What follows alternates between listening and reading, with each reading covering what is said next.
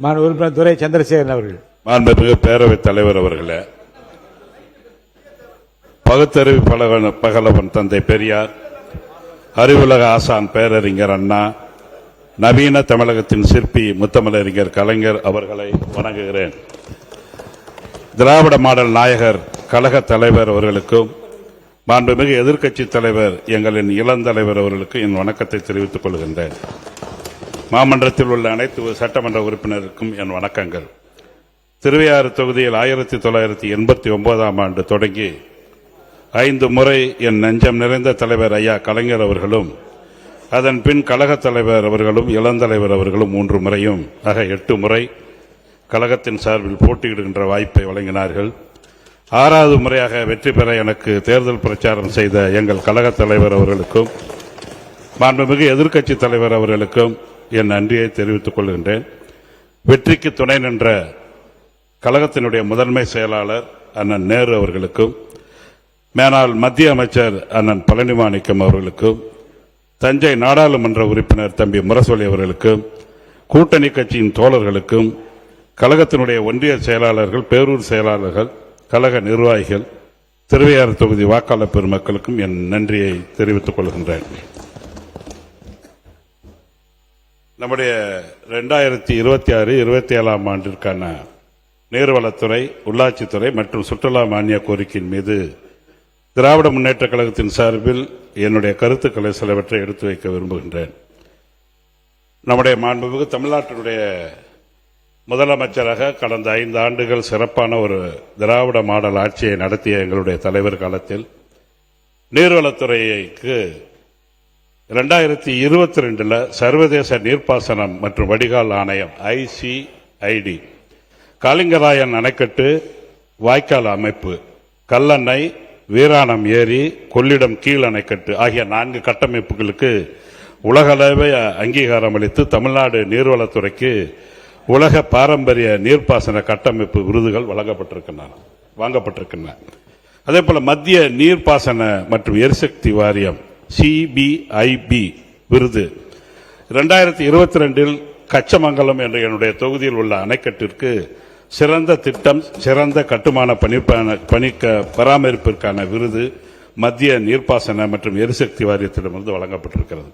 2025 சர்வதேச நீர்ப்பாசனம் மற்றும் வடிகால் ஆணையம் ICID செய்யாறு அணைக்கட்டு, கொடிவேரி அணைக்கட்டு மற்றும் வாய்க்கால் அமைப்பு, நொய்யல் ஆறு முறைசார் அமைப்பு ஆகிய 3 கட்டமைப்புகளுக்கு உலகளாவிய அங்கீகாரமாக அளித்து தமிழ்நாடு நீர்வளத்துறைக்கு உலக பாரம்பரிய நீர் பாசன கட்டமைப்பு விருது வழங்கப்பட்டிருக்கிறது. அதனைத் தொடர்ந்து நான் கடந்த 5 ஆண்டுகளாக இந்த நீர்வளத்துறைக்கு எங்களுடைய மாண்புமிகு முதலமைச்சர் அவர்களாக இருந்த திராவிட மாடல் நாயகர் 2021-22க்கு 6607 கோடி கொடுத்திருக்கிறார். 2022-23க்கு 7338.36 கோடி கொடுத்திருக்கிறார். 2023-24க்கு 8208.21 கோடி கொடுத்திருக்கிறார். 2024-25க்கு 8398 கோடி கொடுத்தார். 2025-26க்கு 9460 கோடி ரூபாய் கொடுத்திருக்கிறார். சென்ற இடைக்கால பட்ஜெட் 26-27 10,076 கோடி கொடுத்திருக்கிறார்.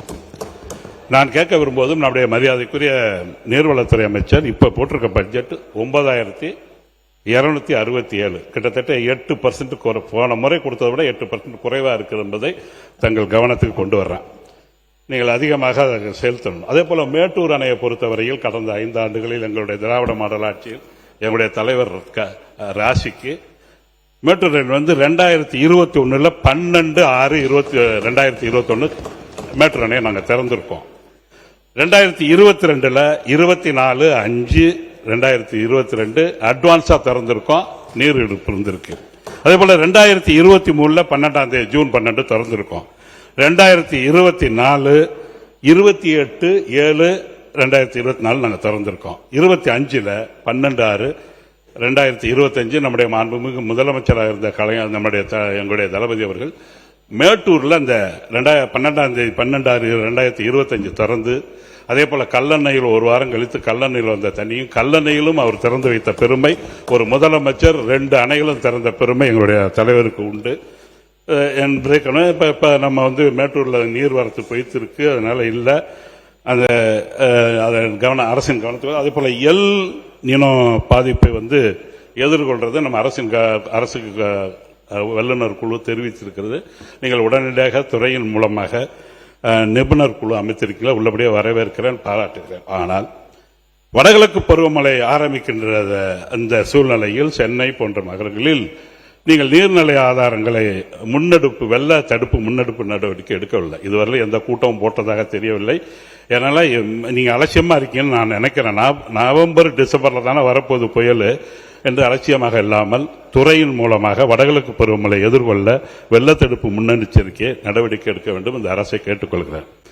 அப்புறம் சென்னையில் நீர்நிலை முழுவதும் ஆகாய தாமரைகள் ஏராளமாக இருக்கிறது. இல்லைன்னு சொல்ல முடியாது. பேரவை முன்னவர்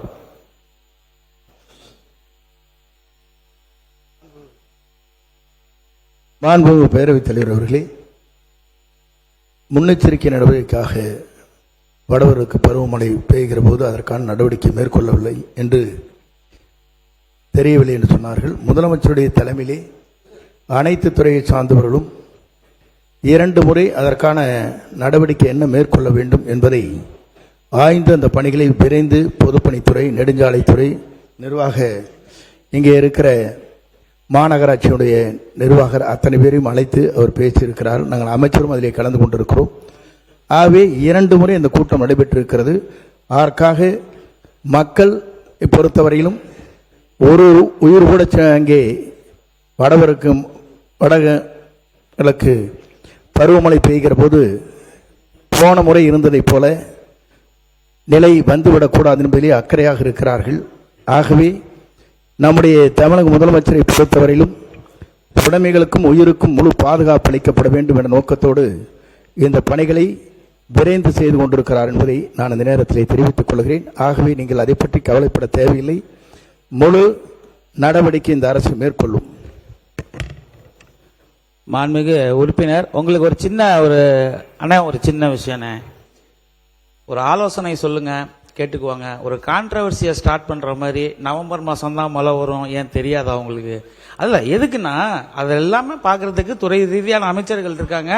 உங்களோட ஆலோசனைகள் கேக்குறாங்க. கான்ட்ரவர்சியா நீங்க உட்காருங்க, எனக்கு தெரியும், நீங்க உட்காருங்க.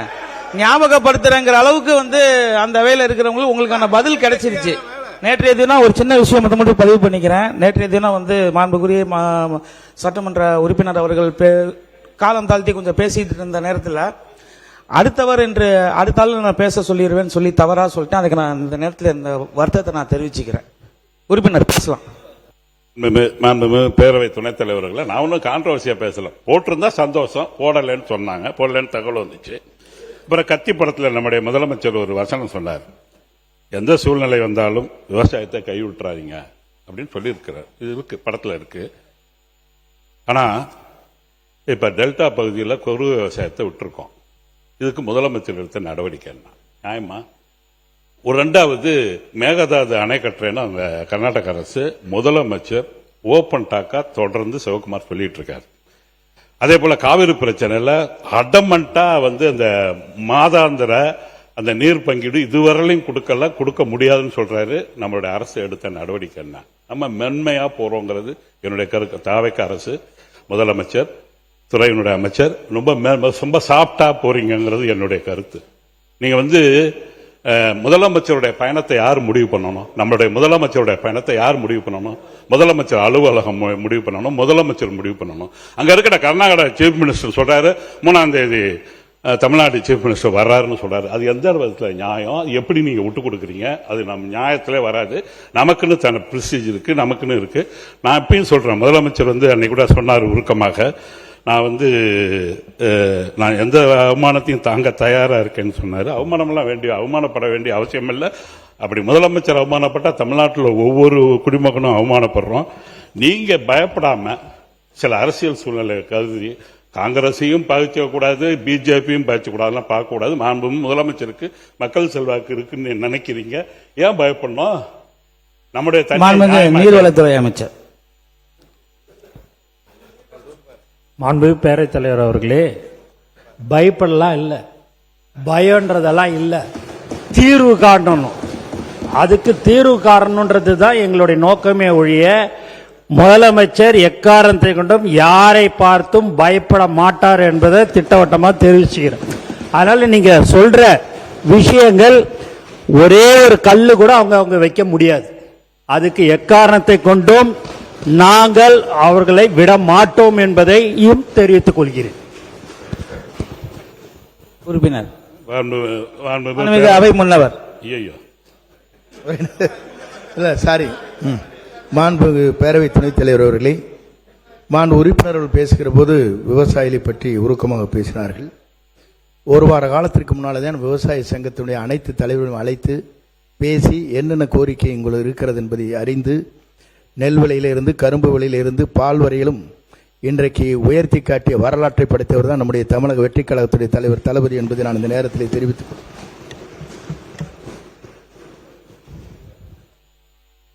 மாண்புமிகு பேரவைத் தலைவர் அவர்களே, நான் நிதி பங்கீட்டில் நம்ம கொஞ்சம் கவனமாக இருக்கணுங்கிறது தான் என்னுடைய கவலை. நான் டெல்டா விவசாயிங்கிற முறையில் எங்களுக்கு பாதிப்பு இருக்கு. நீங்க என்னுடைய மாமா சொன்னார்ல, அது உண்மை. எல்லா போரும் ஓவர் டேங்க் போர் பேர் சொல்லி சொல்லுங்க. மாமான்னு சொன்னீங்கன்னா அவர் யார்? பூண்டி கலைவாணன். பூண்டி கலைவாணன். இப்ப மாமான்னு தான் சொல்ல இல்ல, முடியும். எனக்கு தெரியாது. உறவினர் அந்த அவை குறிப்பில இருந்து அந்த சொல்ல நீக்கிருங்க. சரி, மாமாவை நீக்கிறீங்களா? மாமாவை நீக்க சொல்ல, அந்த சொல்ல தான் நீக்க சொல்றேன். அந்த சொல்ல தான் நீக்க சொல்றேன். ஏங்க, என் மாமனுங்க, என் மாமா தான் சொல்ல முடியும். இருங்க ஒரு நிமிஷம் இருங்க. வேலை இல்லைங்க, அவர் மாமனா. ஒரு விஷயம் நல்லா புரிஞ்சுங்க. இருங்க. இதெல்லாம் இல்ல, நீங்க எல்லாம் சீனியரா உட்கார்ந்துருக்கீங்க. எங்க மாமான்னு எனக்கு எப்படி தெரியும்? ஜிஓ ஏதாவது இருக்கா? இருங்க, ஏதாவது ஜிஓ இருக்கா? ஏதாவது கவர்மெண்ட் ஜிஓ இருக்கா? இவர் அவரோட மாமான்னு, அதெல்லாம் தேவையில்லாத விஷயம். அதெல்லாம் நீங்க உங்களை பார்த்து நாங்க கத்துக்கணும். இங்கிட்டு இருக்கிறவங்க சத்தம் போட்டு பேசாதீங்க. உட்காருங்க. உறுப்பினர் நீங்க பேசுங்க. உட்காருங்க. நீங்க உட்காருங்க. மாண்புமிகு துணைத் தலைவர் அவர்களே, நம்முடைய மாண்புமிகு முதலமைச்சர் அவர்கள் 2025 மார்ச் 5ஆம் தேதி ஒரு அருமையான அறிக்கை விட்டாரு. அந்த அறிக்கையை படித்திருக்கேன், அதை வச்சிருக்கேன். என்ன சொல்றாரு? நாடாளுமன்ற சட்டமன்ற உறுப்பினரின் பற்றாக்குறை என்பது ஒரு மக்கள் பிரச்சனையே இல்லை. அதைவிட மிக முக்கியமான ஜனநாயகம் சார்ந்த பல பிரச்சனைகள் நாட்டில் இருக்கின்றன. அவற்றை களைவதுதான் நமது முதன்மை பணியாக இருக்க வேண்டும் சொல்லியிருக்கார். ஆனா இப்ப அதே முதலமைச்சர் நாடாளுமன்ற உறுப்பினர்களை கூட்டி இன்னும் தொகுதி மறுவரையே பட்ஜெட் இதுல சொல்லல, பார்லிமெண்ட்ல இவர் முன்கூட்டிய கூட்டம் போட்டு அந்த கவனத்தை மேகதாது அணைக்காகவோ காவிரி பிரச்சனையில தண்ணி உடலைங்கிறதுக்காக நடத்தலைங்கிறது தான் என்னுடைய குற்றச்சாட்டு. இதை விட முதலமைச்சர் மௌனமா இருக்கார். நான் ஒரே மக்கள் நல்வாழ்வுத்துறை அமைச்சர் காவிரி. மாண்புமிகு பேரவைத் தலைவர் அவர்களே, தமிழகத்தை இது மாண்புமிகு அமைச்சருக்கு ஒரு சின்ன வேண்டுகோள். எல்லாத்துக்கும் இந்த நேரத்தை நான் பயன்படுத்திக்கிறேன். பழக்க தோசத்தில் நீங்க எல்லாமே மாண்புமிகு பேரவைத் தலைவர் அவர் சாப்பிட்டு இருக்கிறவரு திடீர்னு வந்துடுறாரு, அவருக்கு கொஞ்சம் ரெஸ்ட் கொடுங்க. அதனால பேரவை துணைத் தலைவர் என்று நீங்க மென்ஷன் செய்யுங்க.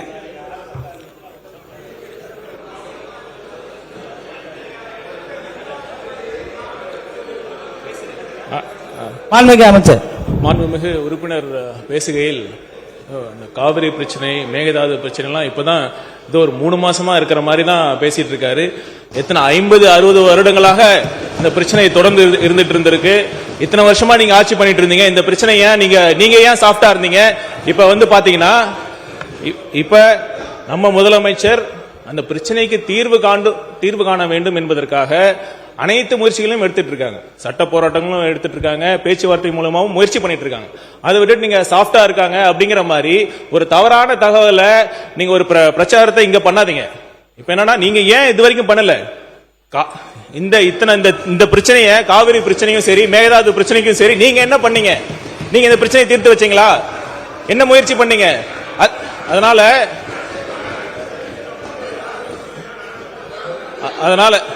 அதனால தயவு செய்து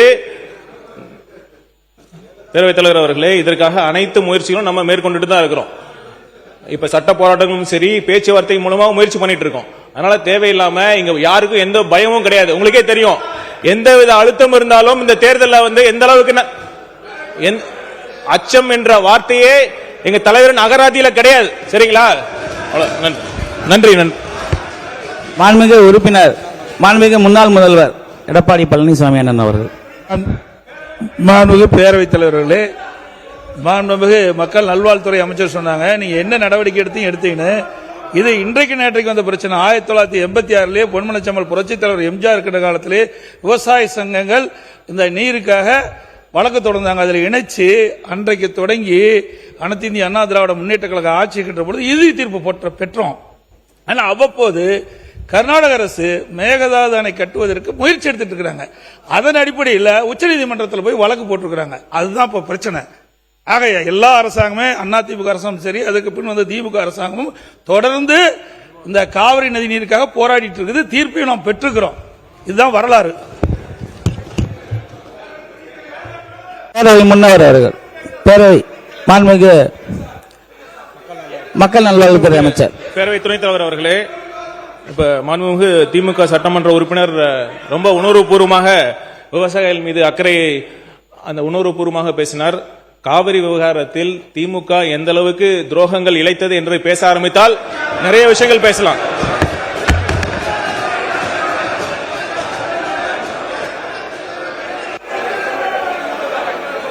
யாராவது ஒருத்தர் பேசுங்க. ஒருவர் பேசுங்க. மித்தவங்களாம் உட்காருங்க. யாராவது ஒருத்தவங்க பேசுங்க. மித்தவங்களாம் உட்காருங்க.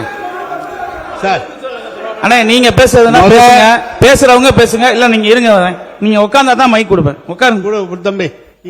அதாவது திமுக அரசு செய்த துரோகங்கள் என்பதை முதலிலே அவை குறிப்பிலிருந்து நீக்க வேண்டும். ஒன்று, அவர் நம்முடைய முன்னாள் முதலமைச்சர் எடப்பாடி அவர்கள் சொன்னது போல கலைஞர் அவர்கள் 1974 ஆரம்பித்து முதல் முதல்வர் கூட சொன்னார், 69 யார் முதலமைச்சராக இருந்தது என்று அன்றைக்கு சொல்லும் போது முதலமைச்சர் சொன்னார். உடனடியாக நாங்கள் அதற்கு பதில் சொல்லவில்லை. ஆனால் இந்த காவிரி நீர் பிரச்சனையே வந்தது 1974 இருந்துதான். மறு ஒப்பந்தம் செய்கிற போதுதான் இந்த பிரச்சனை. அந்த காலத்திலிருந்து இதுவரை தொடர்ந்து வழக்கு போடுவது, நேரடியாக பேசுவது, 3 முறை நேரடியாக சென்று பேசி வழக்கு போட்டு நடுவர் ஒன்று அமைத்து அதற்கான தீர்ப்பை உண்டாக்கி திருப்பி வந்து குடிநீருக்காக என்றவர்கள் மாற்றி அமைத்து தொடர்ந்து திராவிட முன்னேற்ற கழகம் அந்த நடவடிக்கை எடுத்துக்கொண்டு வருகிறது. உங்களுக்கு தெரியும், நீங்க உடனடியாக துரோகம் பண்ணிட்டுலாம் நாங்கள் விவசாயிகிட்ட போக முடியாது. விவசாயி எந்த கட்சியும் காவிரி நீர் பிரச்சனையிலே தவறு செய்ய முடியாது. அவரவரால் முடிந்த அளவு அந்த நிகழ்ச்சியை எடுத்துக்கொண்டிருக்கிறோம். நம்முடைய ஆபீசர், அவர் இன்றைக்கு அமைச்சராக வந்திருக்கார், ஐஆர் ஆபீசர், அவர் அன்றைக்கு பேசும்போது சொன்னார், நான் கீழ் மின்சாரத்துறை அமைச்சர் இருங்க, நான் சொல்லிட்டு அதுக்கப்புறம் சொல்லணும். ஏங்க தம்பி கொஞ்சம் இருங்க அமைச்சர், அவர் நாங்க சொல்லிடுறோங்க. நாங்களும் அங்க இருந்தாங்க, ஆனா பேசுறத கேட்டுட்டு தாங்க பேசுவோம். ஏன் துடிக்கிறீங்க? எல்லாம் வயசு கம்மி, நல்லா துடிக்கிறீங்க நீங்க. அதனால் யாரும் எந்த துரோகம் யாரும் இழைக்க முடியாது. ஒவ்வொரு முதலமைச்சரும் அதுக்காக நடவடிக்கை எடுத்திருக்கிறார்கள். எனவே அந்த துரோகம் என்ற வார்த்தையை எடுத்து விட வேண்டும் என்று கேட்டுக்கொள்கிறேன். கண்டிப்பாக அந்த வார்த்தை அவை குறிப்பில் இருந்து நீக்கப்படுகிறது. அமைச்சர் அவர்கள். மாண்புமிகு பேரவை துணைத் தலைவர் அவர்களே, அதாவது பொதுவா சொன்னது என்னன்னா 71 காலத்திலிருந்து இந்த காவிரி கடந்து வந்த காலத்தை பார்த்திருக்கோம். 70களில் வழக்கு தொடுக்கப்பட்டது. அப்போது இருந்த ஐயா மூப்பனார் அவர்கள் மற்றும் விவசாய சங்கங்கள் எல்லாம் சேர்ந்து வழக்கு தொடுக்கப்பட்டது. அதுக்கப்புறம் அது அந்த வழக்கு ஏன் வாபஸ் பெறப்பட்டது, யார் சொல்லி வாபஸ் பெற்றார்கள், 74 எதற்காக அந்த அக்ரிமெண்ட்டை புதுப்பிக்கல, அப்புறம் அப்போ வந்த கச்சத்தீவு, இப்படி நிறைய பேசிட்டே வந்தோம்னா அதை சொல்லிதான் துரோகம் சொல்றாங்க.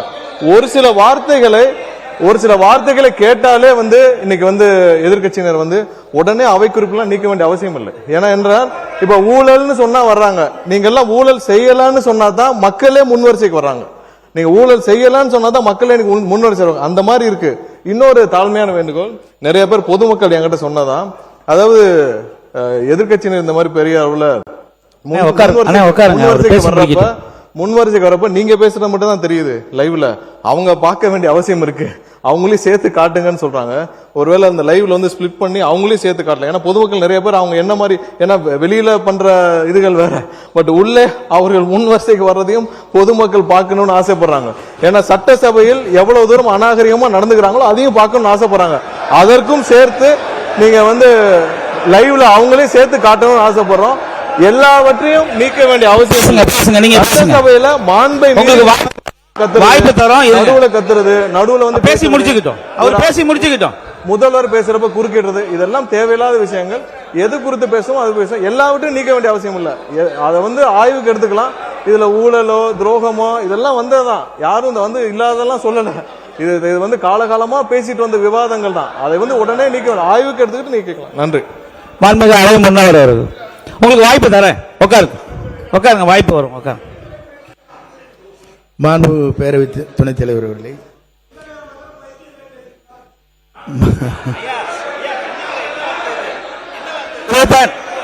இல்ல ஒரு நிமிஷம் மாண்புமிகு பள்ளி கல்வித்துறை அமைச்சர்.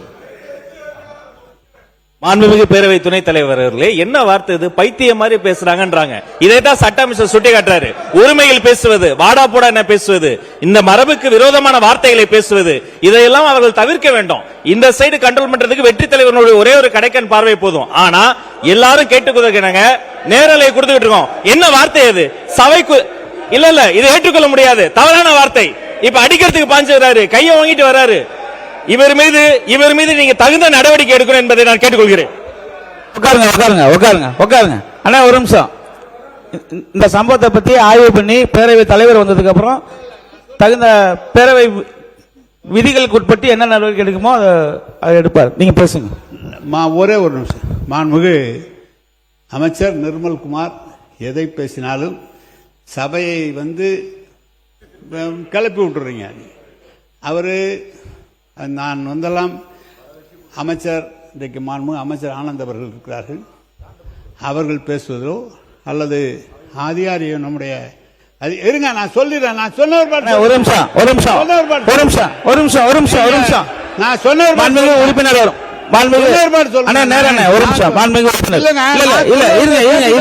இருங்க, நான் சொல்றேன். இருங்க இங்க பாருங்க. இருங்க அண்ணா ஒரு நிமிஷம். இல்ல அங்க மைக் கொடுக்காதீங்க, கட் பண்ணுங்க.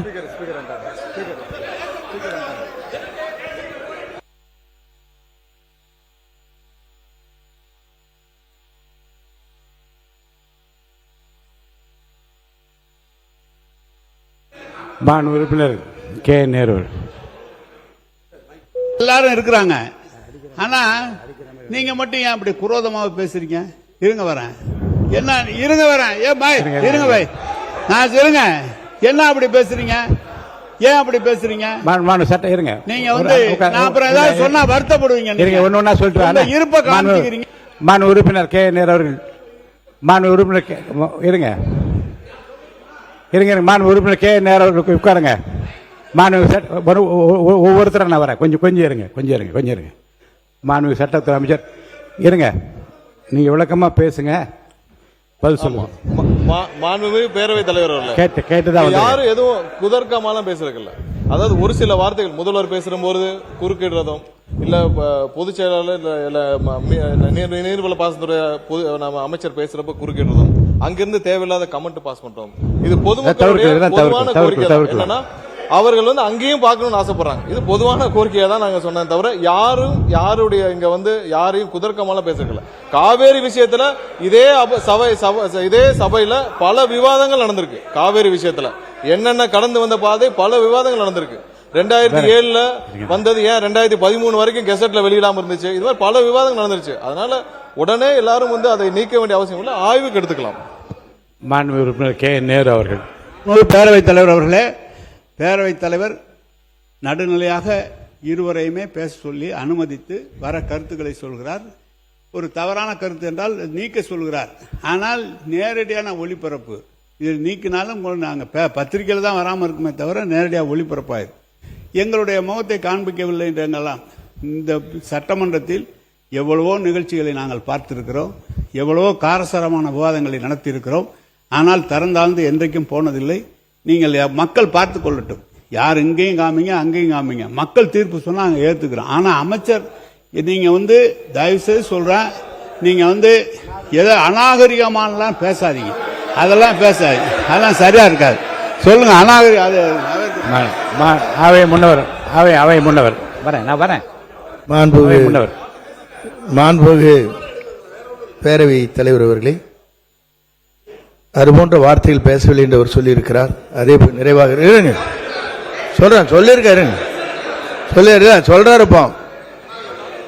ஆகவே அவர் சொன்னது ஒன்றே ஒன்றுதான், அந்த பகுதியிலும் காட்டுங்கள், மக்கள் பார்க்கட்டும்னு தான் சொன்னார், தவிர வேற ஒன்றும் இல்லை.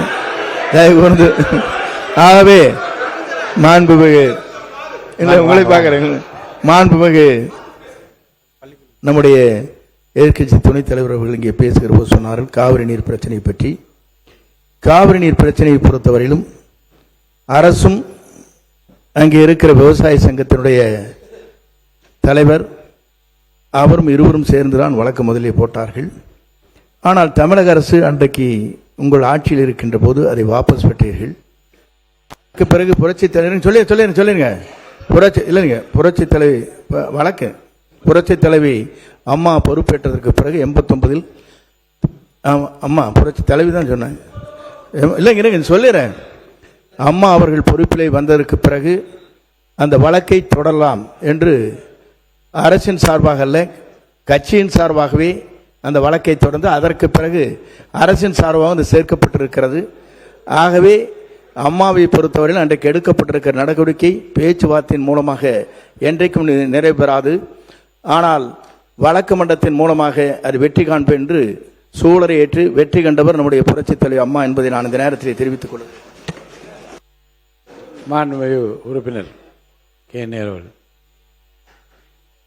இந்த சட்டமன்றத்தில் மாண்பு பேரவைத் தலைவர் அவர்களே, இந்த சட்டமன்றத்தில் ஏன் வழக்கு வாபஸ் பெறப்பட்டது என்பதெல்லாம் பல விளக்கமாக முதலமைச்சர்களே பேசியிருக்கிறார்கள்.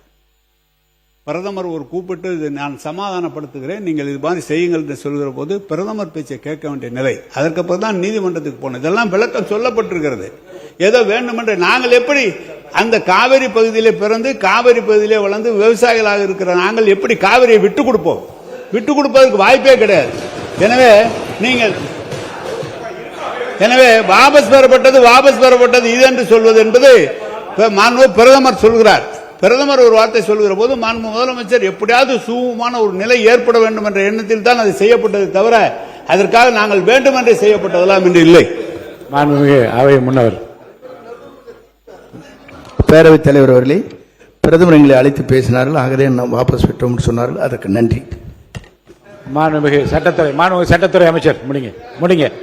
மாண்புமிகு பேரவைத் தலைவர், இவ்வளவு காலமாக வைக்கப்பட்ட குற்றச்சாட்டு என்னன்னா, ஒருதலை பட்சமாக பிரதமர் சொல்லி ஒரு முடிவை எடுத்திருக்கிறார். அன்று இருக்கிற ஒன்றிய அரசுக்கு சாதகமா எடுத்தார்னு சொல்றதான் குற்றச்சாட்டு. அதான் குற்றச்சாட்டு. அதனாலதான் அந்த காலகட்டத்தில் அந்த வழக்கு 2007 வரை நமக்கு கொண்டு வந்து வர்றதுக்கு இத்தனை 40 வருட டிலேயே வந்து இந்த அன்னைக்கு வாக்கு பாஸ் வாங்கினாலதான். அதுக்கப்புறம் 83 புரட்சி தலைவர் கொண்டு வந்து அந்த வழக்கை திரும்பவும் பதிவு செய்தார். அதுக்கப்புறம் அம்மா வந்து முடிச்சு வச்சாங்க. 2013 வரை எவ்வளவு போராடி அந்த கெசட்டை வெளியிட வச்சாங்க. 2018 வந்த தீர்ப்பு எப்படி வந்துச்சு எல்லாமே தெரியும். இது ஒரு விஷயத்தை ஒத்துக்கொண்டதற்கு மிக்க நன்றி. மாண்பு உறுப்பினர், உங்களோட மட்டும் உறுப்பினர் நீங்க பேச விளக்கத்தோடு முடித்துவிட்டு நான் முடிவு சொல்றேன். நீங்க பாருங்க. சபையிலே இதை பற்றி அதிகமான தரவை சொல்லப்பட்டிருக்கிறது. அவருக்கு இது தெரியுமா தெரியும், ஆனால் தெரிந்திருக்க வேண்டும், கொஞ்சம் கற்றவர் தெரிஞ்சிருக்க வேண்டும். ஏற்கனவே இது சொல்லப்பட்டு அதுக்கப்புறம் தான் நடுவர் மன்ற தீர்ப்பை வலியுறுத்தி நடுவர் மன்றத்தில் 220 டிஎம்சி என்று சொல்லி அதற்கு பிறகு ஒரு வழக்கு தொடர்ந்து 14 டிஎம்சி குடிநீருக்காக குறைக்கப்பட்ட காலம் தொடர்ந்து சட்ட போராட்டம் நடத்தி தான் வந்திருக்கமே தவிர எந்த இடத்திலும் விட்டு கொடுத்ததில்லை. எனவே நன்றி சொல்றது உங்களுக்கு நன்றி, இதை கொண்டு வந்ததுக்காக. மாண்புமிகு பேரவை உறுப்பினர்கள் சொல்லுங்க.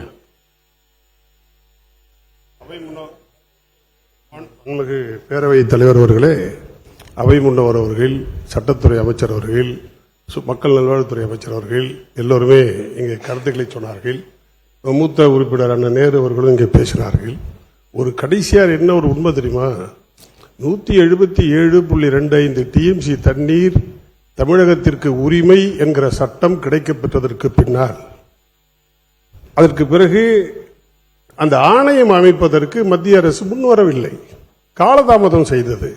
அப்போது நீதிமன்ற அவமதிப்பு வழக்கு போட்டு அன்றைய முதல்வராக இருந்த எங்களுடைய புரட்சி தமிழர் எடப்பாடியார் அவர்கள் கண்டெம்ட் ஆஃப் கோர்ட் போட்டார், சுப்ரீம் கோர்ட்ல போட்டு அதற்கு பிறகு நீதிமன்ற ஆணையை பெற்று ஆணையத்தை அமைத்து கொடுத்து, ஆமா ஆணையம் இன்றும் நிலுவையில் இருக்கிறது.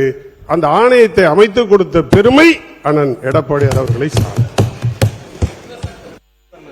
மாண்பு சிறுபான்மைத்துறை அமைச்சர்.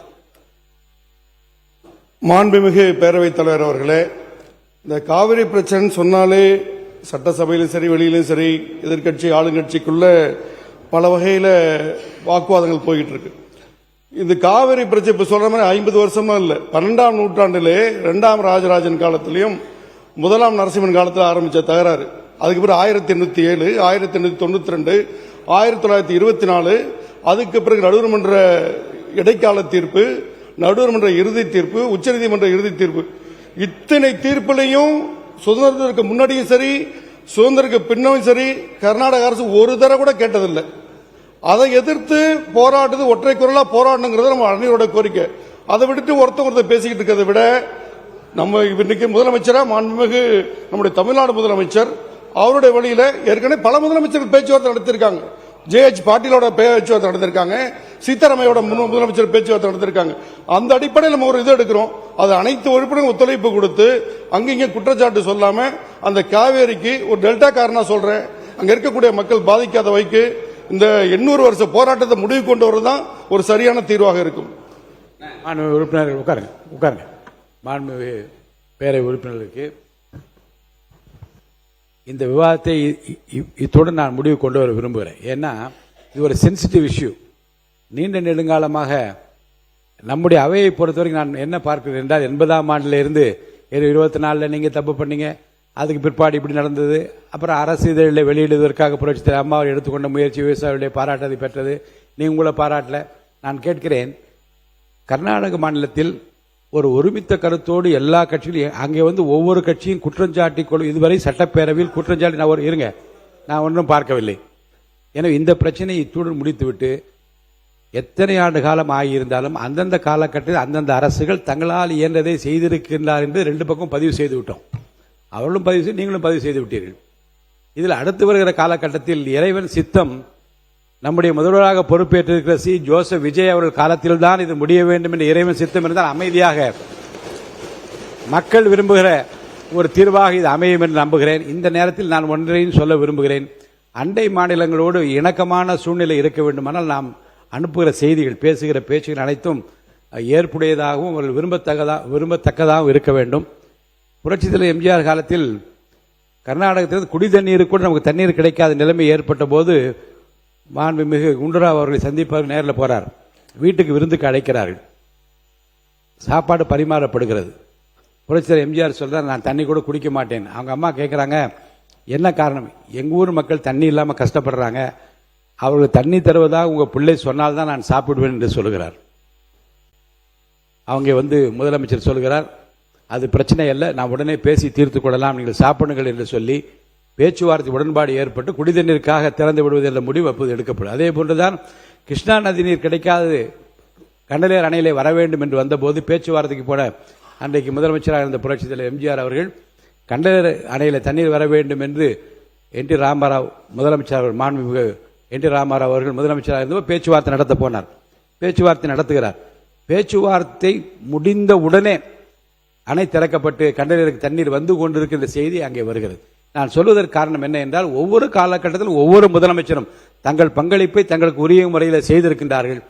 இந்த பிரச்சனையில் அனைத்து கட்சியிலும் ஒருமித்த கருத்தோடு நின்று பரஸ்பரம் குற்றச்சாட்டுகள் சொல்வதற்கு ஒவ்வொருடும் ஒரு ஆதாரம் இருக்கலாம், இந்த பக்கம் ஆதாரம் இருக்கலாம், அந்த பக்கம் ஆதாரம் இருக்கலாம். ஆனால் ஒருமித்த கருத்தோடு செயல்பட்டு ஒட்டுமொத்தமாக தமிழ்நாட்டுக்கு காவிரி கிடைக்க வேண்டிய அந்த உரிமைக்குரிய சட்டம் சொல்லி இருக்கிற, உச்சநீதிமன்றம் சொல்லி இருக்கிற அந்த தீர்ப்பின்படியும் ஆணையம் சொல்லியிருக்கிற தீர்ப்பின்படியும் அதை வலியுறுத்தி பெற வேண்டிய அந்த ஒற்றுமை உணர்வை இந்த சபை வெளிக்கொணர வேண்டும்.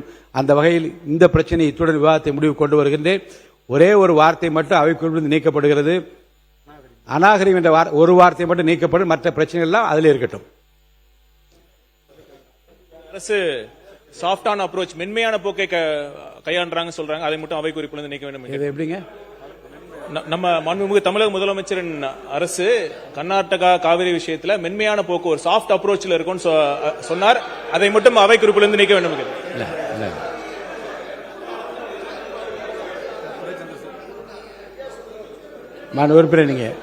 மாண்பு உறுப்பினர் துரைசாந்தி நீங்க பேசுங்க. அன்புமிகு பேரவைத் தலைவர் அவர்களே, அந்த காவிரி பிரச்சனை விட்டுறேன். நம்முடைய நீர்வளத்துறையில் வடவாறு, வெண்ணாறு, வெட்டாறு, குடமுருட்டி, காவேரி என 5 நதிகள் ஓடுவதால் தான் திருவையாறு சிவனுக்கு பஞ்சநதீஸ்வரர் ஐயாரப்பர் என்ற பெயரும் ஊருக்கு திருவையாறு பெயர் வந்தது.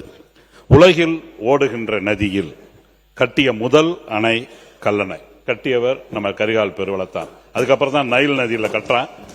வேற எங்கேயும் இல்லாத ஒரு சிறப்பு அந்த கல்லணைக்கு. அங்க கருங்கல் எதுவும் கிடையாது, கருங்கல் மலை கிடையாது. அவ்வளவு பெரிய கணையை மிக சிறப்பாக கட்டிய பெருமை நம்முடைய கரிகால் பெருவளத்தானுக்கு கொடுக்கு. இன்றைக்கும் சிறப்பாக அந்த அணை பராமரிக்க. அந்த அணை கட்டியதுக்கு பிறகுதான் டெல்டா பகுதி மிக வளமான பகுதியாக பல்வேறு ஆறுகளாக பிரித்து மிக சிறப்பான ஒரு நீர்ப்பாசன மேலாண்மையை நம்முடைய கரிகால் பெருவளத்தான் செஞ்சிருக்கான். அதை நான் சுட்டிக்காட்ட விரும்புகின்றேன். கல்லணையிலிருந்து காவிரி, வெண்ணாறு, கல்லணை கால்வாய், கொள்ளிடம் ஆறுகள் பிரிந்து பாசன பகுதிகள் ஆரம்பிக்கின்றன. திருவையாறு தொகுதியில் மட்டும்தான் 5 டிவிஷன், அதாவது குறிப்பாக காவிரி கோட்டம், வெண்ணாறு கோட்டம், கல்லணை கால்வாய் கோட்டம், அக்னியாறு கோட்டம் மற்றும் ஆற்று பாதுகாப்பு கோட்டம் ஆகிய 5 பராமரிப்பு கோட்டங்கள் உள்ளது. ஆற்று பாதுகாப்பு கோட்டத்தில் என்னன்னா உள்ள கட்டளை மேட்டு வாய்க்கால் மிக முக்கியமாக நம்ம காவிரி ஆற்றிலிருந்து கரூர் மாவட்டத்தில் மாயனூர்ல அது பிரியுது. கிட்டத்தட்ட 135 கிலோமீட்டர் அந்த வாய்க்கால் ஓடி தஞ்சாவூருக்கு வருது. கரூர், திருச்சி, தஞ்சாவூர் மாவட்டங்களுக்கு அது பாசன பரப்பை ஏற்படுத்துகின்றது. அந்த கடைமடை பகுதியான தஞ்சாவூரில் பூதலூர், தஞ்சாவூர் ஒன்றிய பகுதியில் கிட்டத்தட்ட 63 ஏரிகள் இருக்கின்றன. பெரிய ஏரி, சின்ன ஏரி எல்லாம் இருக்கு. என்ன எங்களுக்கு ஒரு பெரிய ஆண்டுக்கு பெரிய பாதிப்பு என்றால், திருச்சி மாவட்டத்திலையும் கரூர் மாவட்டத்திலையும் விவசாயம் 3 போகம் பண்ணுவாங்க. ஆனால் அந்த டெய்ல் எண்டான நம்முடைய தஞ்சை மாவட்டத்திற்கு அந்த தண்ணீர் வருவதே இல்லை. இது ஆண்டாண்டு காலமாக நடைபெறுகிறது. கிட்டத்தட்ட 4295 ஏக்கர் ஆண்டுதோறும் விவசாயம் செய்யாமல் தடைபெறுகிறது. இதுக்கு காரணம், இந்த பாசன வசதி பெறணும்னா என்ன பண்ணலாம்னா, அந்த வாய்க்கால் 250 கனஅடி தண்ணி எடுத்தாலே வாய்க்கால் உடச்சிக்குது. அதனால 250 கீழே தான் எடுக்கிறாங்க. டேங்கை ஃபில் பண்ணோம்ல, அதுக்குள்ள வருஷம் முடிஞ்சிருது. என்னுடைய வேண்டுகோள் என்னன்னா, வாய்க்கால் என்னுடைய இயல்பு கொள்ளளவான 1000 கனஅடி வரணும் அந்த வாய்க்காலில். அதற்காக நீங்க ஒரே ஸ்ட்ரக்சரா 500 கோடி 600 கோடி செலவு பண்ண முடியாது. நான் நிதி நிலைமையை புரிஞ்சு சொல்றேன். 3 பேஸாவோ அல்லது 4 பேஸாவோ அந்த 1000 கனஅடி வர்றதுக்கு அந்த புதிய கட்டளை மேட்டு வாய்க்காலை நீங்கள் சீர்படுத்தி கொடுத்தால் தஞ்சை மாவட்டத்தில் விளைகின்ற நெல் அந்த அத்தனை டெல்டா மாவட்டத்துக்கும் உணவு உற்பத்தி நிச்சயமாக பெருக்கும். கிட்டத்தட்ட பெரிய ஸ்கீம். நான் அரசின் கவனத்திற்கு கொண்டு வருகின்றேன்.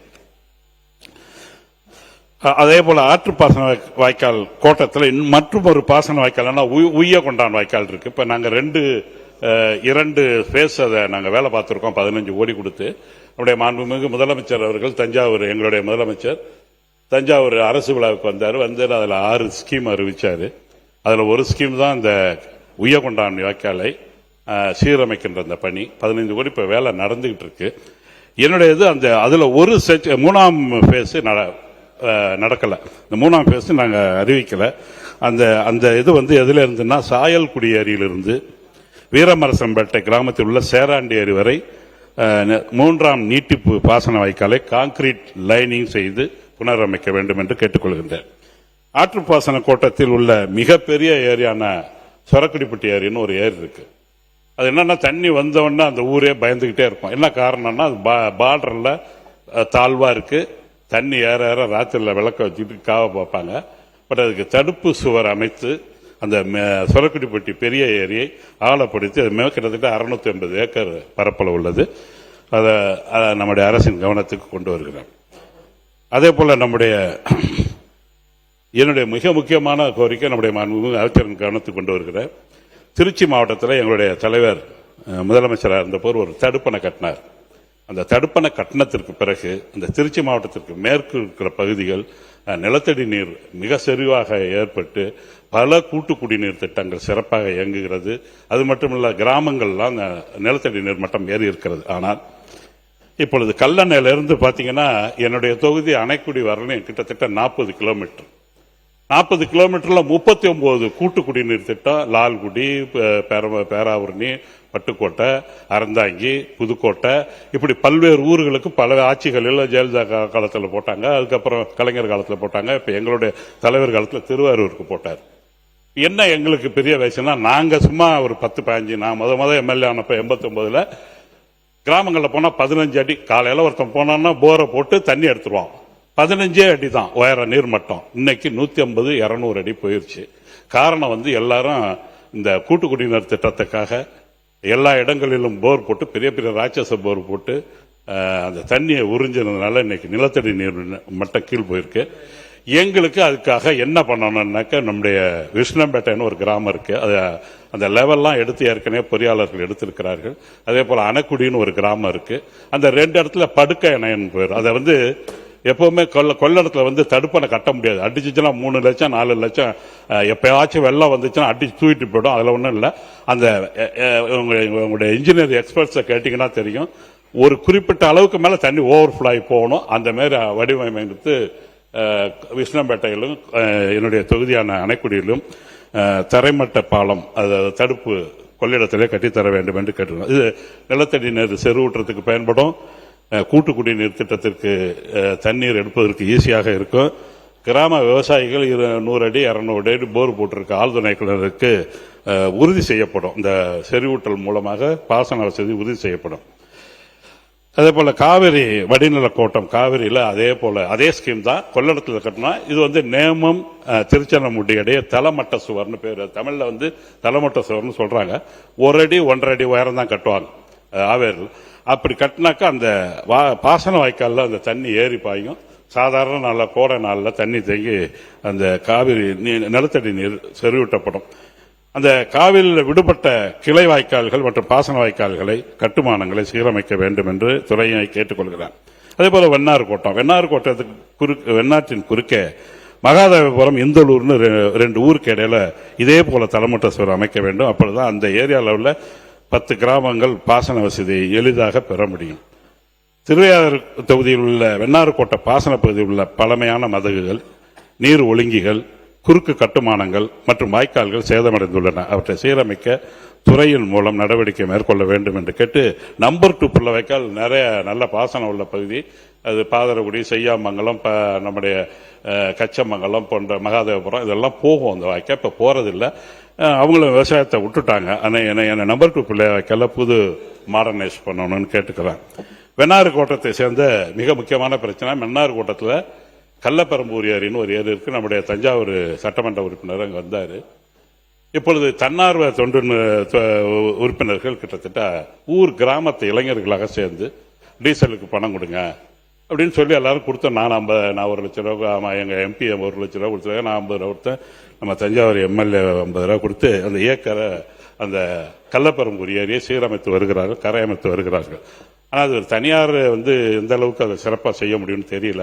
ஆனால் துறை எடுத்து செஞ்சால் அந்த ஏரியை, கள்ளப்பெரம்பூர் ஏரி 640 ஏக்கர் பரப்பளவு, அதை நீங்க செஞ்சு கொடுத்தீங்கன்னா தஞ்சாவூர் நகரத்தில் கிரவுண்ட் வாட்டர் நிச்சயமாக ரீசார்ஜ் ஆகும். கிட்டத்தட்ட 2662 ஏக்கர் நில பாசன பரப்பு பாசன வசதி பெறும், அது உறுதி செய்யப்படும். அதே போலதான் அல்லூர் அரசக்குடியில் ஒரு ஏரி இருக்கு. அதை தூர்வாரி, இந்த அல்லூர் அரசக்குடி ஏரிக்கும் இந்த கள்ளப்பெரம்பூர் ஏரிக்கும் ஒரு வரலாறு.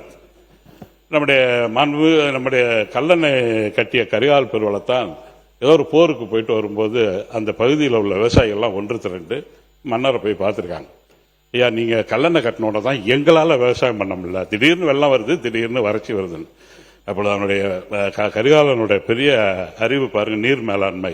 தன்னுடைய அமைச்சர் அமைச்சு அங்க அதை ஆய்வு செஞ்சுட்டு வர சொல்றாரு. அப்படி ஆய்வு செய்யும் போது அந்த பகுதியில எல்லாம் வெறும் மண்ணு தான். ஒரே ஒரு இடத்துல கச்சமங்கலம்னு ஒரு ஊர்ல 7 அடி ஆழத்துல கீழே ஒரு பெரிய பாறை இருந்திருக்கு. மன்னர்கிட்ட நம்முடைய கரிகால் பெருவளத்தான்ட்ட சொல்றாங்க, இந்த மாதிரி கச்சமங்கலத்தில் இருக்கு. உடனே கரிகால அந்த இடத்த பார்த்துட்டு இதை வச்சு வெட்ட சொல்றான். வாய்க்கால் 2 வாய்க்கால் வெட்டி அந்த இடத்துல சின்ன தடுப்பணைக்கு அன்றைக்கு போட்டானதான் இன்னமும் இருக்கு. அதுக்கு தான் இந்த உலக பரிசு கொடுத்திருக்காங்க.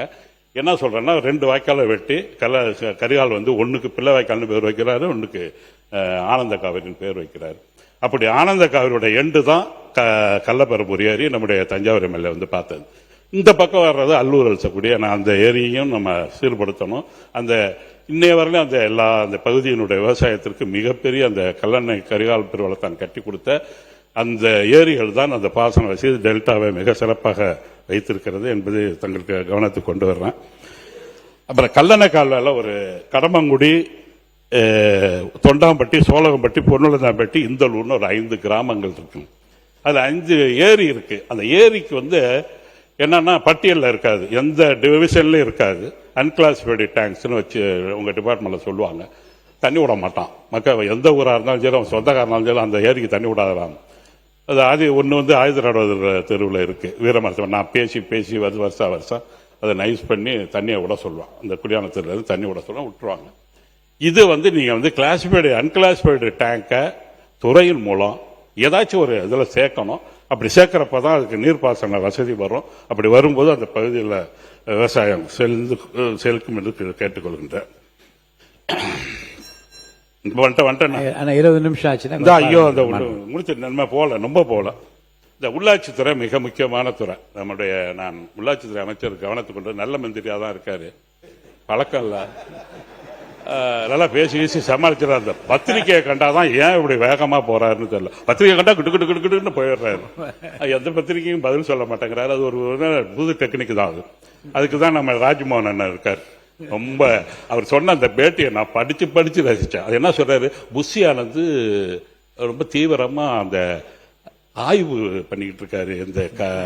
அந்த காவிரி சம்பந்தப்பட்ட பயிலெல்லாம் படிக்கிறாரு. அதனால அவரால் பத்திரிகை சந்திக்க முடியல.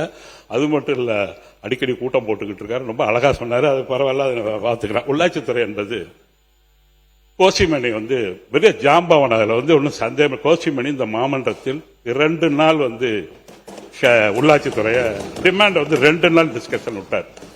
எல்லா ஏடிஎம்கே காங்கிரஸ்ல அப்ப நம்ம இவர் இருந்தாரு, வேதாரண்ய எம்எல்ஏ இருந்தாரு. மிக பிரமாதமா யார் என்னென்ன பீட்டர் பொன்ஸ் இருந்தார், என்னென்ன ராஜேந்திரன் என்னென்ன பேசினாங்களோ அது மாதிரி ஒரு மந்திரியை நான் பார்த்ததே இல்லை. என்னென்ன டிமாண்ட்ஸ் வச்சாங்களோ அத்தனைக்கு பதில், அத்தனைக்கு கையில கொடுத்துட்டாரு. எத்தனை டேங்க் கேட்ட, எந்த ஊர்ல கேட்ட, என்ன பண்ணணும்னு சொல்லி அருமையா கொடுத்தாரு. 2 நாள் டிஸ்கஷன் விட்டாங்க.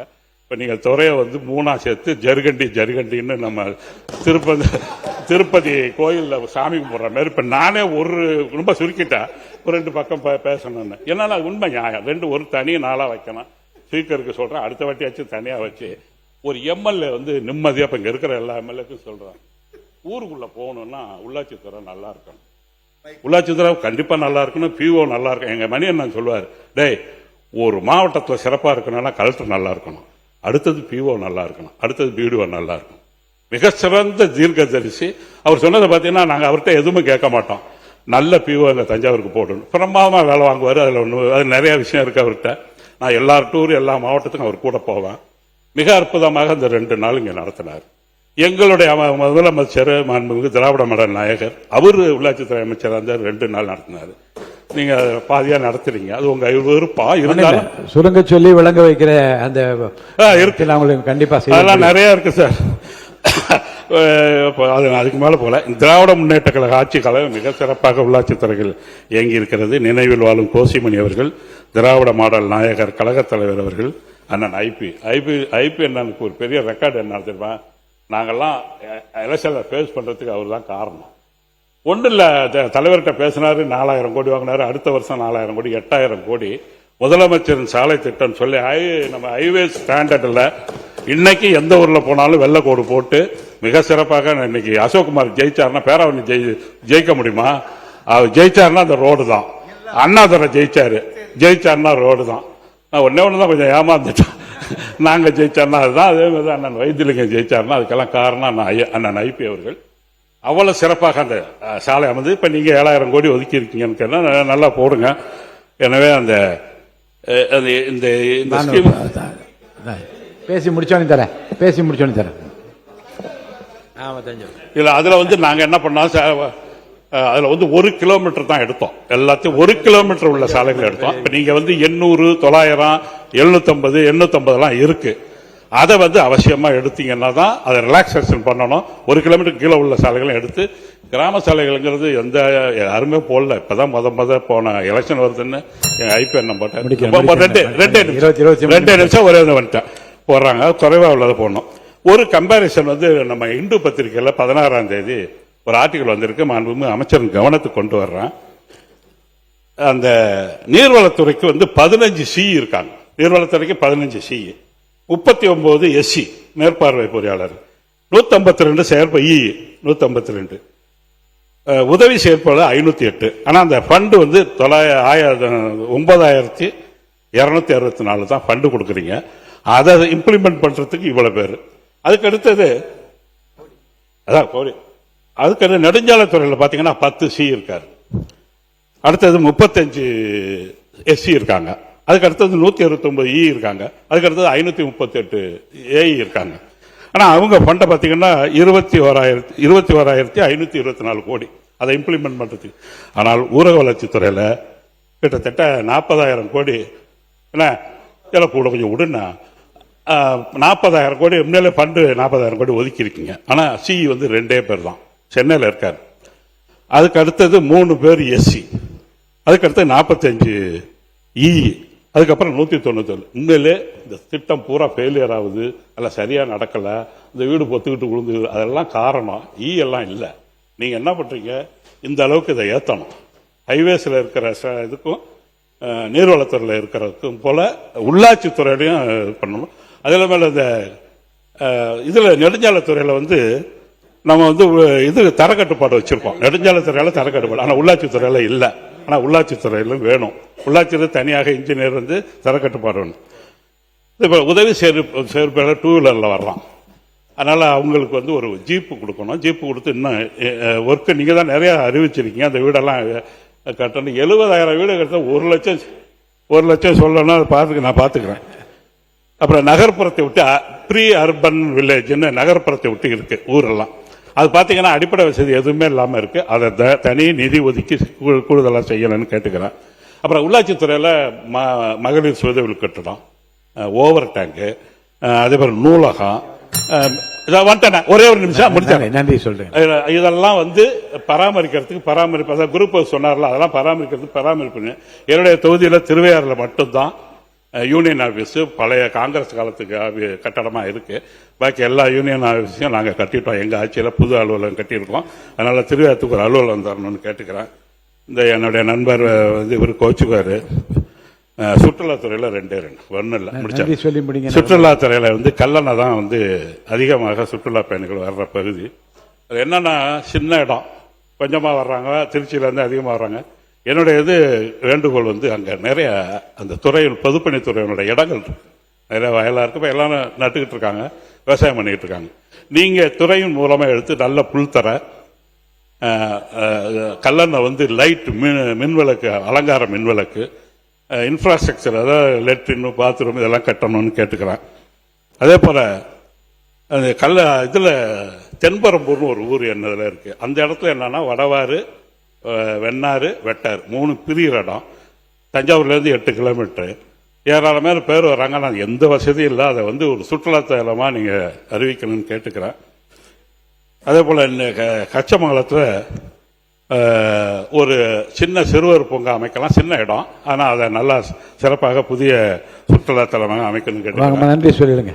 நன்றி சொல்ல. நம்முடைய இவரு ராஜ்மோகன் அண்ணன் இல்ல, என்னுடைய கல்லூரி, நம்முடைய முடிச்சாரன், நம்முடைய மாண்புமிகு கலைஞர் வந்து மிகப்பெரிய தீர்க்க தரிசி. அவர்கிட்ட வந்து ஒரு மனு கொடுத்தான், இந்த மாதிரி இருக்குன்னு. அப்புறம் என்னடா இந்த மாதிரி அந்த இதில் எழுதினார். ஒரு சத்திரன் டிபார்ட்மெண்ட்ல தமிழ் கல்லூரி இருக்கு. நம்முடைய மாண்புமிகு தங்கந்த நரசனுக்கு அதை எல்லாமே நல்லா தெரியும். அந்த காலேஜை பத்தி எல்லாம் முழு விவரம் தெரியும். போனோன்னா கலைஞர் என்ன பண்ணாரு, அந்த ஒரு துறையை, இசைத்துறையை தூக்கி ஒரு கல்லூரியா அறிவிச்சு, திருவையாறு இசைக்கல்லூரி, அரசு இசைக்கல்லூரின்னு அறிவிச்சு, அந்த கல்லூரி இன்னைக்கு 10,000 பேர் அதில் படிக்கிறாங்க. அதுல வந்து ஏராளமான குறைபாடுகள். ஹாஸ்டல் போன வருஷம் ஹாஸ்டல் வாங்கி கொடுத்தேன். மாண்புமிகு அண்ணன் ராஜ்மோகன் அவர்கள் அது தல ஆய்வு செய்து, லேடிஸ்க்கு ஹாஸ்டல் இல்லைன்னு நினைக்கிறேன், அதிக பாடப்பிரிவுகள் வேணும்னு கேட்கிறாங்க. எனவே அதெல்லாம் செஞ்சு தர வேண்டும் என்று கேட்டு மாண்புமிகு நீர்வளத்துறை அமைச்சர் அவர்கள். மாண்புமிகு பேரவைத் தலைவர் அவர்களே, நீர்வளத்துறைக்கு 2026-2027 ஆண்டு இடைக்கால வரவு செலவு திட்ட மதிப்பீட்டில் ரூபாய் 10,076 கோடி ஒதுக்கீடு செய்யப்பட்டது. 2024-2025 ஆண்டில் இத்துறையின் மொத்த செலவினம் ரூபாய் 7,447 கோடி மட்டுமே. அதேபோல 2025-2026 ஆண்டில் இத்துறையின் மொத்த செலவினம் ரூபாய் 5,624 கோடி மட்டும்தான். இச்செலவினை விட தற்போது 2026-2027 திருத்த நிதிநிலை அறிக்கையில் ரூபாய் 9,264 கோடி, அதாவது 64% அதிகமாக ஒதுக்கீடு செய்யப்பட்டது உள்ளது என்பதை இதன் வாயிலாக தெரிவித்துக் கொள்கிறேன். அப்புறம் அண்ணன் சொன்னாங்க, பிரஸ்லாம் பார்த்து ஓடிடுறேன் அப்படி இப்படின்னுட்டுன்னு, வேகமா நடக்கிறேன்னுட்டுன்னு. ஆனா நீங்க தான் ஒரு தனியா ஒரு நிறுவனமே வச்சுக்கின்னு நீங்க இப்படிலாம் கேள்வி கேளுங்க, இவங்களை எப்படியாவது விடாதீங்க, ஏதாவது இடக்கு முடக்கா கேட்டு அதை எப்படியாவது ட்ரோல் பண்ணலான்ற ஒரே ஒரு நோக்கத்திலேயே தான் இந்த பிரஸ் எல்லாம் நீங்க கேள்வி கேட்க விட்டே எங்க ஆளுங்களை கேட்க விடுறதே உங்க வேலையா இருந்ததுன்னா, இதுக்கெல்லாம் நாங்க ஓடல, பயப்படல. நாங்க எதுவா இருந்தாலும் எங்க முதலமைச்சருடைய பாணியில நாங்க எதுவா இருந்தாலும் சாதித்து காட்டுறது மட்டும்தான் எங்களுடைய நோக்கமா இருந்தது. அதனால பிரஸ்ஸை பார்த்தெல்லாம் ஒண்ணு, எதையாவது ஒண்ணு அவங்க கேட்பாங்க பிரஸ், இந்த என்னப்ப நீங்க நலத்திட்ட உதவி கொடுத்தீங்கன்னா அதை மட்டும் சொல்லிட்டு போயினே இருங்களேன்னுவாங்க. அப்படி மைக்கை நீட்டும் போது மற்ற 2 கேள்வி எங்க அண்ணங்கெல்லாம் சொல்லி அனுப்பிச்ச கேள்வி அவங்க அப்படி கேட்பாங்க. அதுல எந்த மாற்று கருத்தும் கிடையாது. இல்லைன்னா பிரஸ் எல்லாமே நண்பர்கள், நல்லவர்கள், எல்லாருமே அவங்கள நம்ம தப்புலாம் வந்து சொல்லல. இன்னா இருந்தாலும் ஒரு 70-75 வருஷம் 50 வருஷமா உங்களோடயே அவங்க டிராவல் பண்ணிட்டாங்க. இப்ப எங்களோட இனிமேல் இப்படி தான் டிராவல் பண்றாங்க. அதனால எங்களுக்கு அந்த பயம்லாம் இல்லைன்னு. எதுக்கு தேவையில்லாம எதுவும் பேசக்கூடாது, போனா வேலையை முடிக்கணும், மக்களுக்கு என்ன தேவையோ அதை செய்யணுன்றது எங்க முதலமைச்சருடைய அறிவுறுத்தல். அதுபடி நாங்க இருந்துன்னு இருக்கிறேன்னு. அதுக்கப்புறம் அண்ணன் இந்த எஸ்சி எல்லாம் சொன்னாரு, அதெல்லாம் எங்க அண்ணன் 5 வருஷமா இருந்தீங்க, அதெல்லாம் விட்டுட்டு நாங்க வந்து 100 நாள் தான் ஆகுது. சி போடுன்றீங்க, எஸ்சிய போட்டா போதும், சிஏ ப்ரமோஷன் போட்டா போதும், உடனே ஒரு புக்ல உடனே ஒண்ணு வச்சிடுறீங்க வேலை, உடனே அதை பண்ணமா. எங்களுக்கு அதுக்கு சம்பந்தமே இல்லை. இப்பெல்லாம் டெண்டர்லாம் நீங்க பாத்தீங்கன்னு வச்சுங்க, எந்த கான்ட்ராக்டுக்காரன்னு கூட எங்களுக்கு தெரியாதுண்ணே. உண்மையா சொல்றேன், எங்களுக்கு எந்த கான்ட்ராக்டுக்காரு யாரு ஏது ஒன்னும் தெரியாது. யார் யாரோ எடுத்துக்கிறாங்க, யார் யாரோ பண்ணீங்க. லோவில் போட்டால் செர்த்தான், கம்மியாக பண்ணி எடுத்துக்க, எதையாவது பண்ணி எங்களை ஆளை விடு. நாங்கள் எங்கள் முதலமைச்சர்கிட்ட எந்த ஒரு கெட்ட பேரையும் வாங்கிக்க கூடாது, மக்களுக்கு செய்யணும். அந்த ஒரு நோக்கத்தோடு தான் நாங்கள் இருக்கிறோம்ன்றது சொல்லிக்கொள்ள ஆசைப்படுகிறேன். நன்றி மட்டும் சொல்லி முடிச்சோம், அதுக்கு மேலே பேச அனுமதிக்க மாட்டேன். நன்றி. இல்ல ஒன்றும் இல்லை, அதனால மாண்புமிகு அமைச்சர் வந்து தப்பா எடுத்துக்கிட்டேன். அது ஒன்றும் இல்லை, சும்மா வேகமாக நடந்ததை சமாளிக்கிறான்னு தான் சொன்னேன். பரவாயில்ல, கெட்டிக்காரத்தனமா இருக்காரு. அதுதான் ஸ்போக்ஸ்மேன் வச்சிருக்கீங்களா ராஜ்மோகன், அது ஏதாச்சும் பேசிக்க சமாளிச்சுங்க. என்னுடைய இந்த வாய்ப்பினை வழங்கிய நம்முடைய மாண்புமிகு பேரவைத் தலைவர் அவர்களுக்கும் எங்களுடைய எதிர்க்கட்சி தலைவர் அவர்களுக்கும் என்னன்னா, வாங்க நீங்க வாங்க, இங்க பாருங்க, இங்க பாருங்க, முடிங்க வேண்டாம் ஒழுங்க. அனைவருக்கும் என்னுடைய நெஞ்சார்ந்த நன்றியை தெரிவித்துக் கொள்கிறேன். மாண்புமிகு உறுப்பினர் விஜய் சரவணன் அவர்கள் சுருக்கமா. மாண்புமிகு பேரவைத் தலைவர் அவர்களே, நீர்வளம் உள்ளாட்சி மானிய கோரிக்கையின் மீது எங்கள் தஞ்சை மாவட்டத்தை சேர்ந்த ஆற்றல் மிக செவாலியர் சிவாஜி கணேசனையே தேர்தல் களத்தில் எதிர்கொண்டு தோல்வியடைய செய்து 89வது ஆண்டுல எங்களை போல ஒரு இளைஞராக இந்த சட்டப்பேரவைக்கு வந்தார் அண்ணன் துரை சந்திரசேகரன் அவர்கள். நாங்கள் எல்லாம் மாணவர்களா இருந்த பொழுது இளமையான ஒரு அரசியல்வாதியா அவர் ஆற்றிய பணிகளை எல்லாம் பார்த்து வியந்துதான் நாங்க கூட அரசியலுக்கு வந்தோம் அப்படிங்கறத இந்த இடத்துல அவருக்கு நான் பெருமையா சொல்லிக்கிறேன். ஆனால் இப்ப அண்ணன் நீங்க பேசியது, இந்த மானிய கோரிக்கை பேசினதுல இருந்து ஏதோ அண்ணன் தான் விஜய் சரவணனை போல முதல் முறை எம்எல்ஏ வந்ததை போலவும், இதற்கு முன்னாடி திராவிட முன்னேற்ற கழகம் எந்த ஆட்சி பொறுப்புல இல்லாததை போலவும் எங்க மாவட்டத்திற்கு தேவையான பல கோரிக்கைகளை கேட்டாங்க. அதுல அண்ணனுக்கு ஒரு நன்றி சொல்லணும். பல்வேறு காவிரி வடிநில் கோட்டம், வெண்ணாறு கோட்டம் இதையெல்லாம் பற்றி பேசி வரும் பொழுது எல்லா இடத்திற்குமான பல்வேறு மதங்கள் சீரமைக்கிறது, ஆற்றுடைய தூர்வாடுறது பத்தி எல்லாம் பேசினாங்க. அண்ணனுடைய கடந்த 5 ஆண்டு காலத்துல எவ்வளவு பெரிய திட்டங்களை எல்லாம் தீட்டி இருக்க முடியும். ஏன்னா அண்ணன் திராவிட முன்னேற்ற கழகத்தின் மாவட்ட செயலாளர், வலிமை மிகுந்த மாவட்ட செயலாளர், எவரையும் எளிதில் கவர்ந்து விடக்கூடிய. இப்ப சொன்னார் தலைவரை நாங்க சந்தித்தோம்னா 4000 கோடியை வாங்கி வந்தாங்க எங்க வருவாய்த்துறை அமைச்சர்னு.